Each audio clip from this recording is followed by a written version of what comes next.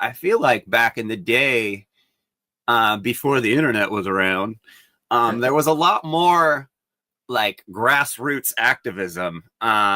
There was like, we enforced our principles instead of just kind of talking about them. This is what got us labeled terrorists back in the 90s. I had friends that were on America's Most Wanted because they engage, because we were engaging in activities like sabotaging slaughterhouses and logging machinery, burning down fur farms, harassing businesses until they stopped selling fur, destroying government fences, keeping wild animals out of their natural habitats. We ignored the consequences of these actions because we knew it was the right thing to do.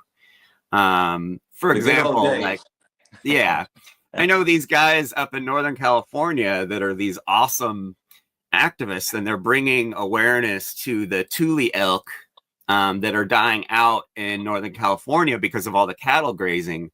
But like, their belief and fear in government keeps them from helping these animals that are dying right in front of their faces. They're depending on this idea that voting will fix the problems that humanity has not respecting animals. Do you think voting is going to save animals, or do you believe direct action, boots on the ground with bolt cutters will make a difference? Well, direct action is probably the second best form of activism, right behind education-based activism. Fuck you, man. I haven't voted in more than 25 years. I don't think voting does anything. To paraphrase George Carlin, if voting did anything, they wouldn't allow it. I think it's nonsense, too, when people come out for one time a year, once every other year, once every 4 years, and then they think that it's being active, it's being inactive, and especially if we rely on politicians to do what's right. Now, come on, everybody. And I don't care which side I talk to, left or right. Everybody agrees that politicians are liars, but all of a sudden everybody wants to put their faith in a politician to make the world a compassionate place.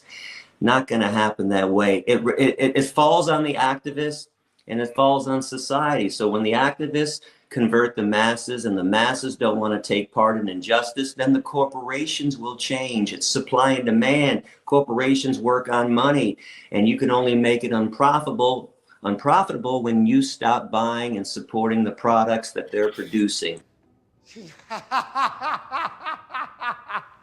So that's where it's at for sure. And by the way, I remember those good old days too. Direct action, 97. I broke into a mink farm and freed the mink.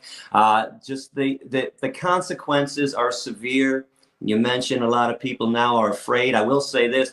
The government definitely comes down much harder these days on people taking part in direct action. I got a good friend, Marie Mason, who is now Marius Mason, in prison, 22 years in prison for an ELF action, burning down an animal research laboratory at Michigan State University. She's going to be in her 70s when she gets out. For crying out loud, nobody was harmed in the process. Rapists don't get 22 years in prison. Sometimes murderers don't even get 22 years in prison, but they labeled her a terrorist, and she has that label, and now she's doing 22. That's wild, because back in the day, they used to consider it civil disobedience, and usually didn't get 22 years for civil disobedience. Not anymore. What? Yeah, they come down hard. So effective for sure, but the consequences could be drastic if you get caught. Be careful. Okay, Gary. I heard some activists in France recently too just went and did some great actions. They were chaining themselves inside of slaughterhouses.